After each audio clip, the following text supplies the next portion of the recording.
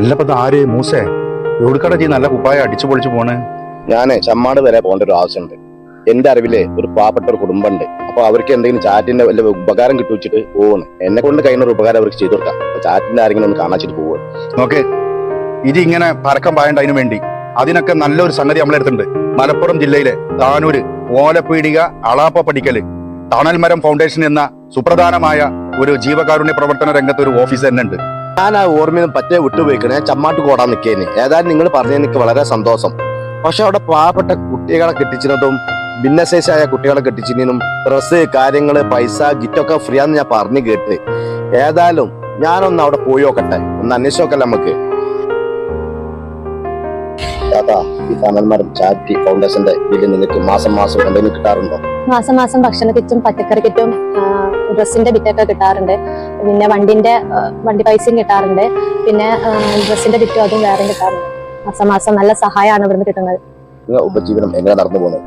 ഞാൻ ഹോൾസെയിൽ റേറ്റിന് സാധനം എടുത്തിട്ട് ഇങ്ങനെ വീടുകളിൽ കയറിയിട്ടാണ് സാധനം വിൽക്കുന്നത്. എനിക്ക് പൂർണ്ണമായിട്ടും കാഴ്ചയില്ല. 10ാം ക്ലാസ്സിലൊക്കെ ഞാൻ പഠിച്ചിരുന്നു, അപ്പോഴൊക്കെ കാഴ്ച ഉണ്ടായിരുന്നു. പിന്നെ കുറഞ്ഞു വന്നതാണ്.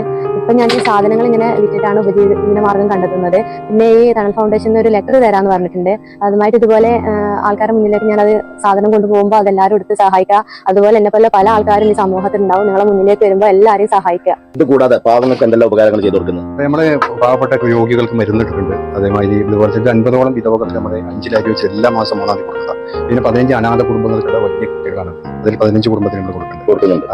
പിന്നെ കിടപ്പിലായ രോഗികൾ അവർക്കുള്ള മരുന്ന്, ഭക്ഷണ കിറ്റുകൾ, പിന്നെ ഈ കല്യാണ ഡ്രസ്സുകളൊക്കെ കണ്ടില്ല, ഇതൊക്കെ ഫ്രീ ആയിട്ട് നമ്മൾ കൊടുക്കുന്നതാണ്. 25,000-30,000 വരെയുള്ള ഡ്രസ്സാണ്. അത് നമ്മൾ ശേഖരിക്കുന്നുണ്ട്. അതേമാതിരി പ്രിയ രോഗാവലി കുലാപുള്ള കൂട്ട് ഇതൊക്കെ നമ്മൾ കടയിൽ നിൽക്കുന്ന 6,000-8,000 പേര് വരും. ഇവിടുന്ന് നമ്മൾ ഒന്നും വാങ്ങുന്നില്ല. ട്രസ്റ്റിലേക്ക് എന്തെങ്കിലും സഹായം പൊതുജനങ്ങളുടെ സഹായത്തോട് കൂടിയാണ് ഈ ട്രസ്റ്റ് മുന്നോട്ട് പോകുന്നത്. ചെറിയൊരു സഹായങ്ങളും കാര്യങ്ങളൊക്കെ ആയിട്ട്. അപ്പോൾ നമ്മൾ അടുത്തുള്ള ആളുകളത്തേക്ക് പോയിട്ട് ഇങ്ങനെ പ്രോഗ്രാം ഉണ്ട്, ഞാൻ നടത്തിപ്പായിട്ട് ഇങ്ങനെ ചെയ്യുന്നത്. പിന്നെ നമ്മൾ ഭിന്നശേഷിക്കാരുടെ വിവാഹ സംഗമം നടത്താറുണ്ട്. ഒരു 5 സംഗമം 2023 നമ്മൾ തുടക്കം കുറിച്ചു. താനൂര് മൂലക്കൽ അറബിയൻ ഭാഷ ഓടിയിട്ടുണ്ട്. അന്ന് 120ഓളം വിവാഹങ്ങൾ സെറ്റായി. അതിന്റെ ശേഷം ഞങ്ങൾ എറണാകുളത്ത് തമ്മനത്ത് ചേർത്തി, തൃശ്ശൂർ ചേർത്തി, പിന്നെ തിരൂർ പൂയിക്കുന്നത്ത് ചേർത്തി, തിരൂർ കൈരളിയോട് ചേർത്തി. അങ്ങനെ 5 സംഗമത്തിൽ 200 ഇന്നലെ അടക്കം ഒരു വിവാഹം ആലുവയിൽ ചേർന്ന് 205 വധുവരന്മാരുന്ന സന്തോഷമായിട്ട് ജീവിക്കുന്നത് ഞങ്ങൾ ഈ സംഗമത്തിലൂടെ.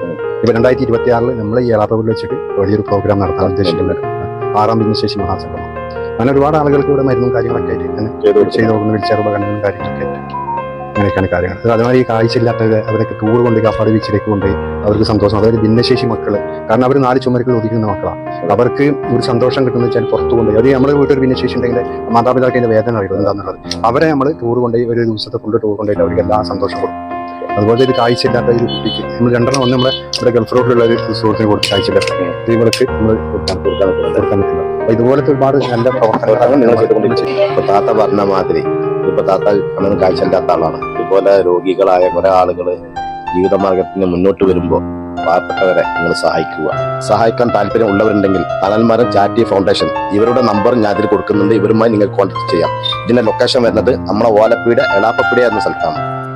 തണൽമരം ചാരിറ്റി ഫൗണ്ടേഷന്റെ ഭിന്നശേഷിക്കാർക്കുള്ള തുന്നൽ പരിശീലന കേന്ദ്രം. ഇവിടെ വന്നു കഴിഞ്ഞാൽ നിങ്ങൾക്ക് ഫ്രീ ആയിട്ട് തുന്നൽ പഠിക്കാം.